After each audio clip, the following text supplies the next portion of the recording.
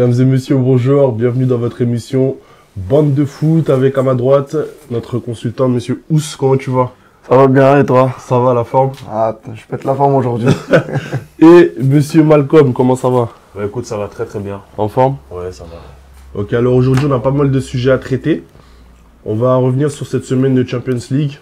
Ensuite on enchaînera sur la première ligue avec Tottenham, qui est dans une phase très compliquée. On va enchaîner ensuite avec un récap de la Ligue 1. On enchaînera sur la trêve internationale avec l'équipe de France. On aura un mot sur le tournoi de la Tango League qui aura lieu cette semaine, où ce nous en parlera. Et puis on finira sur nos pronostics comme d'habitude. Messieurs, semaine de Champions League, deuxième journée. On a eu des matchs très intéressants. Lyon qui a impressionné face à Leipzig. On s'y attendait vraiment pas. Et qui s'est rattrapé surtout. Hein. Qui s'est bien rattrapé. Une belle victoire du Barça dans un match assez difficile au Camp Nou. Où j'avais pronostiqué l'Inter vainqueur en plus. Ouais, voilà, comme d'habitude, on vous l'avait dit, celui-là, faut pas le suivre les pronoms. Mais il y a un match particulier qui a été extraordinaire pour une équipe, si je puis dire. Le Bayern qui s'est imposé, qui a humilié Tottenham. Ils ont mis en danger. Hein. 7 buts à 2. 7 buts à 2. T'as aussi, il faut aussi mentionner le quadruplé. Non, je parle même pas de ça, le gros carton de Bruges. Ah oui. Parce que ça, c'était la surprise contre le grand Real Madrid de monsieur Zinedine Zidane. Dont on en a parlé déjà. On va faire un petit débat là-dessus. C'est un petit clin d'œil à mon reviendra là-dessus, je Sam. pense. Pour la prochaine émission, on se fera une spéciale Zizou. Tiens, comme on va parler de ce match-là, tiens. Real Madrid-Bruges, c'est vrai. Grosse surprise. Le Real Madrid mis en difficulté. 2 buts partout. Avec un Courtois qui avait des maux de ventre apparemment. Sorti à la mi-temps. Pour le coup, il a été courtois envers ses amis belges. Ça c'est clair. Ça a gardé ça. En leur permettant de mener 2 buts à 0. Ouais. Et puis le Real Madrid a dû se référer à son capitaine Sergio Ramos pour revenir au score, quoi. Mais plus que ça, il y a un joueur qui crève l'écran, c'est Emmanuel Dennis, très bon. Ouais.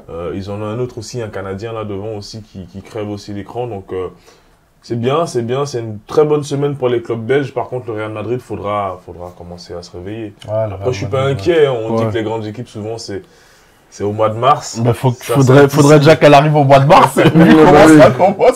Ça, c'est la phrase préférée de notre ami monsieur Emmanuel, que je salue d'ailleurs. Ouais. Donc voilà, en tout cas, c'était une contre-performance pour Real Madrid au stade Bernabéu. Surtout qu'ils étaient menés 2-0. Ah bah oui, menés 2-0. Est-ce que tu penses que Courtois va finir la saison en tête de l'équipe? Écoute, moi j'avais, tu sais déjà ce que je pense de ça. Moi j'avais déjà mentionné Areola pour la fin de saison qui passe au poste du numéro 1 parce que Areola, au fait, il n'a pas de pression. Hein. Il arrive, il sait qu'il est numéro 2. La pression, elle est sur Thibaut Courtois. Donc voilà, comme je parle de courtoisie, j'espère qu'il aura la courtoisie de laisser sa place. Messieurs, on revient vite fait sur le match Bayern-Tottenham, pardon. 7 buts à 2, quadruplé de Serge Gnabry. Qu'est-ce que tu peux nous dire rapidement sur ce match? On l'a tous pronostiqué le Bayern, mais on s'attendait pas à ça quand même. Franchement, c'était... Surtout que si ils auraient joué à l'Allianz Arena, je t'aurais dit un gros score. Ouais. Je t'aurais dit Tottenham, ils ont repris cher. Mais là, Tottenham, ils ont joué à domicile. Non, c'était à l'Allianz Arena justement. Non, ils ont joué à domicile. Tottenham. Non, Tottenham, ils étaient à l'extérieur. Tottenham a joué à domicile. Non, Tottenham a joué à domicile. C'était pas à l'Allianz Arena. Tottenham, ils ont joué à domicile. Ils ont joué à domicile. Donc la fessée est encore plus grosse pour Tottenham, pour les Spurs. Au-delà de ça, Serge Gnabry, un joueur que je connais très bien, que je suis déjà depuis très longtemps, moi qui suis fan de Football Manager. Ça ne rien. Voilà. Mais voilà, c'est un joueur qui est passé par Arsenal. Arsenal l'a pas conservé, il a été prêté par-ci par-là. Il est arrivé au Bayern, il était prêté, je crois que c'était Hoffenheim. Mais finalement, c'est un joueur qui crève l'écran parce qu'il a toujours été constant. Il a crevé Tottenham et Pochettino. Et en plus de ça, en équipe espoir allemand, en équipe espoir allemande, il a été très performant. Donc là, il est sur sa continuité et contre Tottenham, c'était vraiment c'était incroyable. Il est revenu à Londres pour un ancien Arsenal, ça fait toujours plaisir. Voilà, donc c'était l'homme du match, l'homme même de cette semaine en Champions League. Sans transition, puisqu'on parle de Tottenham, on va rester sur Tottenham.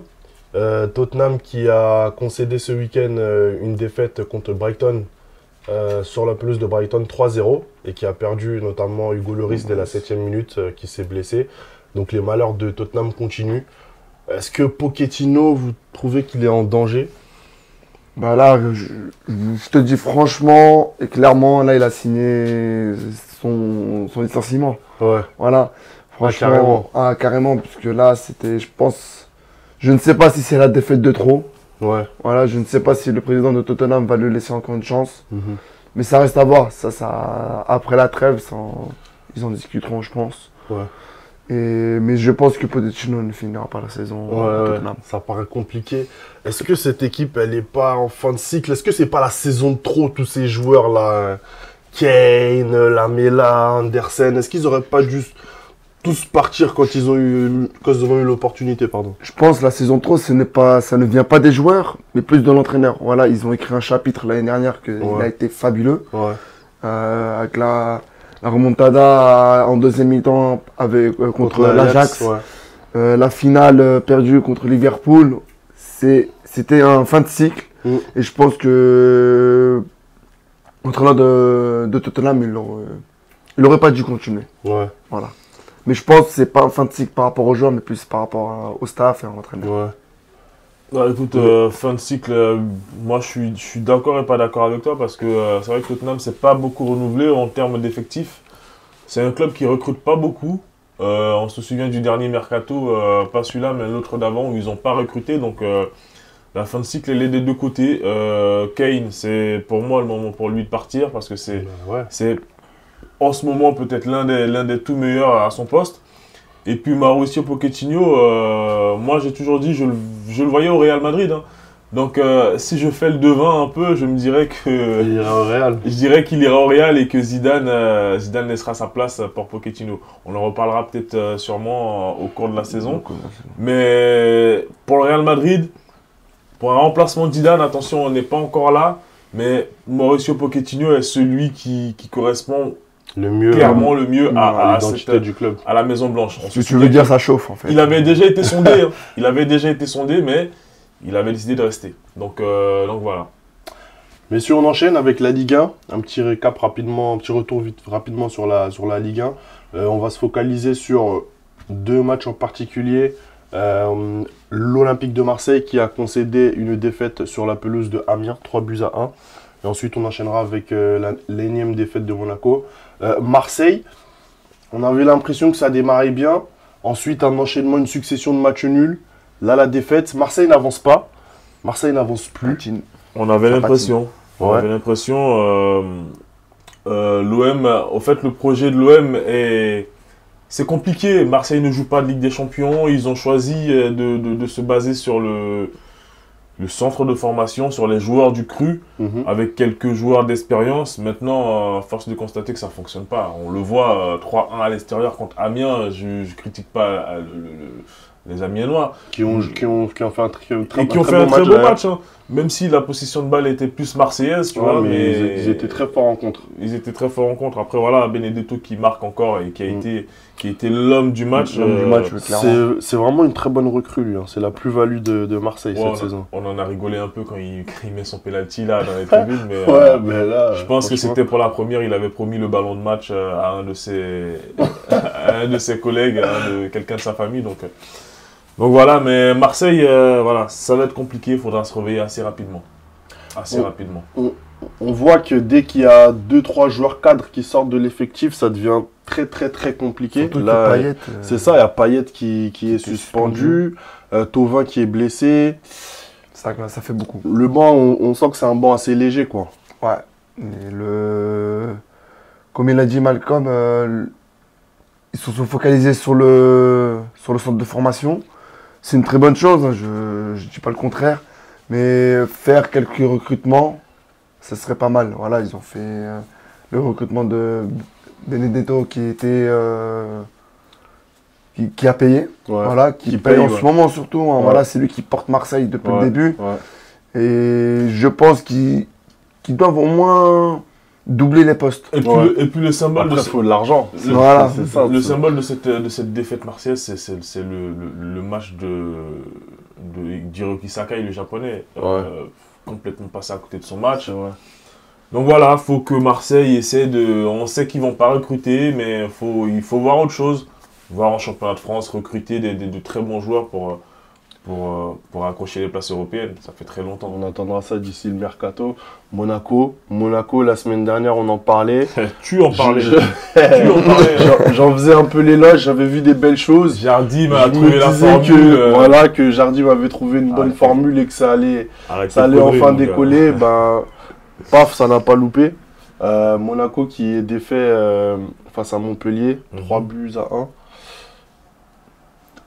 Ça va être une saison très longue pour Monaco. Très longue et très dure, voilà. Montpellier, ils ont fait leur football. Rien à dire, surtout que Montpellier, ils sont en marge de progression. Voilà. Montpellier fait un bon début de saison, voire même très bon début de saison. Et personne ne le remarque. C'est un peu, on va dire, une écoute sous-marine. Ils font pas de bruit. Après, comme je l'ai souligné la semaine dernière, on a pas mal d'équipes de Ligue 1 cette année dans ce cas-là. On a Angers, même si ils ont perdu contre Paris récemment. Mais on a aussi le FC Nantes. Nantes qui s'est imposé contre Nice. Nantes qui est deuxième à 2 points du Paris Saint-Germain, qui fait une très bonne saison, qui joue un très beau jeu avec Gourcuff à la tête. Oui, mais sur ce match-là de Monaco, et Montpellier, c'était le football, ça n'a pas très bien joué. Ils sont restés toujours à 3 derrière. Comme tu l'as évoqué la semaine dernière, voilà, la défense un peu fragile. Très fragile. C'est des brouillards, la défense de Monaco, laisse tomber. Le carton rouge de Golovin. Aussi, on tiendra encore un but de Ben Yedder. Sur une passe de Slimani.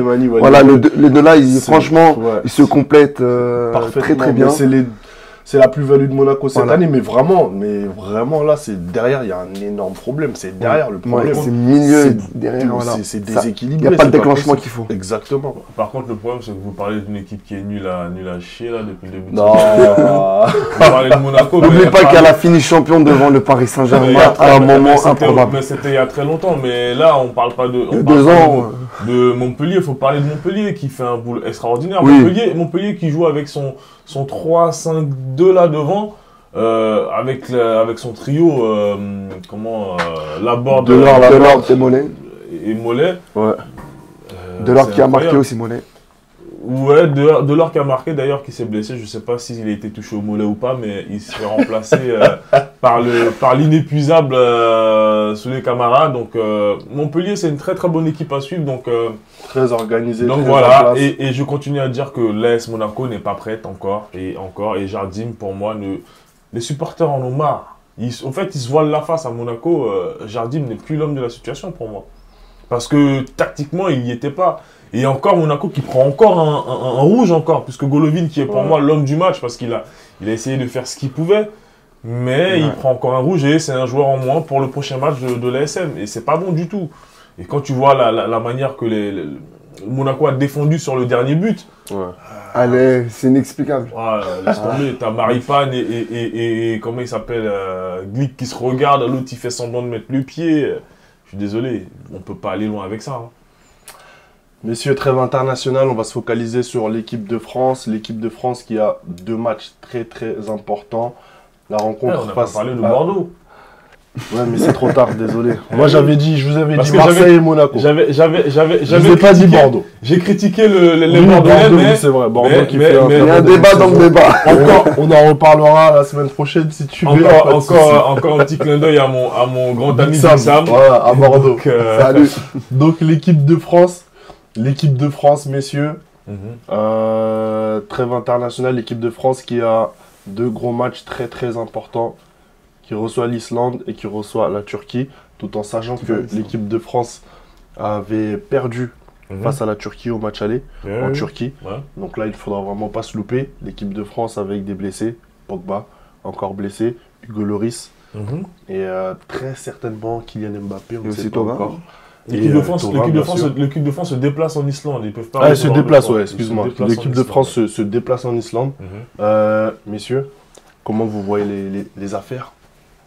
Les affaires sont simples, c'est que l'équipe de France doit s'imposer.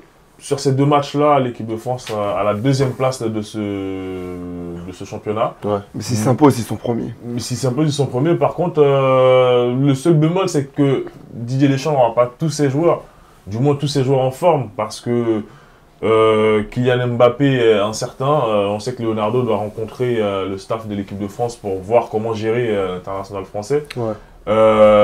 Comment dire, Paul Pogba qui est absent, on le sait. Hugo Lloris, on l'a vu ce week-end qui s'est luxé le coude. Ouais. Donc c'est pas une bonne nouvelle pour le Paris Saint-Germain, pour l'équipe de France. C'est pas une bonne nouvelle, en sachant aussi que Olivier Giroud, lui carrément a été écarté du prochain match de Chelsea. Depuis, ça fait un bon moment qu'on l'a pas vu sur le terrain avec Chelsea. Ouais, bon. Mais là il a été complètement écarté. Donc, moi, ce que je vois, franchement, en Angleterre, c'est plus Lacazette. Ah, mais Lacazette. Non, mais là, vous n'allez pas commencer. Mais il est revenu de blessure, Lacazette. Il est revenu de blessure. La semaine dernière, il a fait un très bon match. Bon, après, c'est le choix du coach. On va pas critiquer. Hein, mais en tout cas, il a fait ses coachs. Il sent que cette équipe-là va faire le travail. Après ces 2 gros matchs, l'Islande, c'est pas une équipe facile aussi à jouer. Pas du tout. C'est une équipe très surprise depuis 2015. Ouais. Voilà, qualification à l'Euro avec un super bon parcours.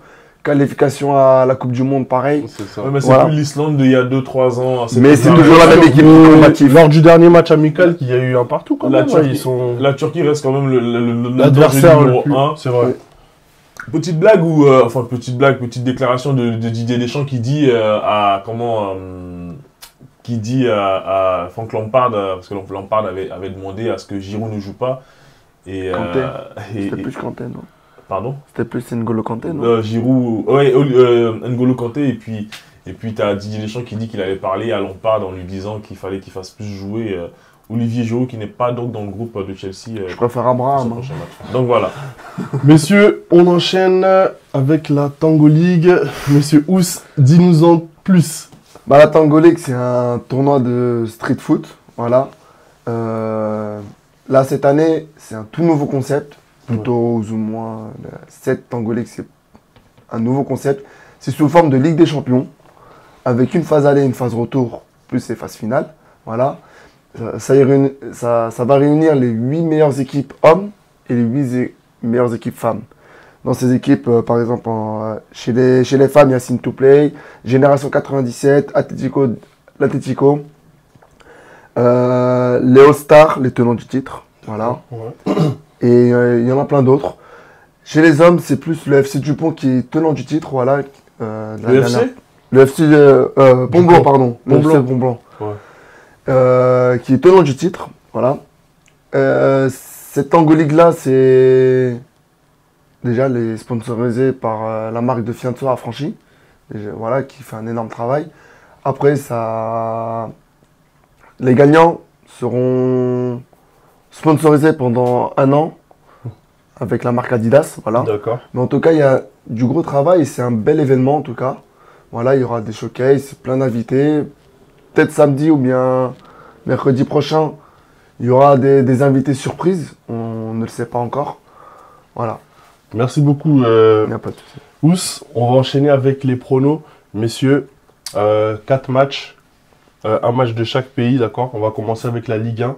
Le derby entre Lyon et Saint-Etienne. Alors, on va aller rapidement. Alors, on a le derby entre Lyon et Saint-Etienne. On ira aussi ensuite en Espagne. Il y a le FC Séville qui joue contre Barcelone. Le Barça. En Italie, nous avons le gros choc Inter-Juventus. Et en Angleterre, on sera Newcastle, Manchester. Voilà. Donc, Manchester, Saint-Etienne, Lyon.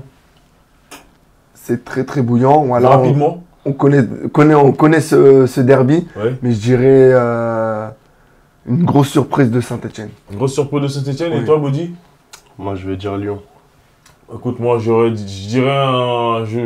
pour un match nul. On va passer vite fait en Espagne. Donc Séville, plutôt Barcelone, FC Séville. Moi, le Barça, il n'y a pas photo.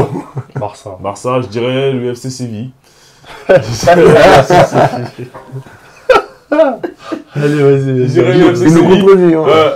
Newcastle qui reçoit Manchester United. Newcastle, bon dernier du championnat, 19e. Alors, dis-moi, Ous.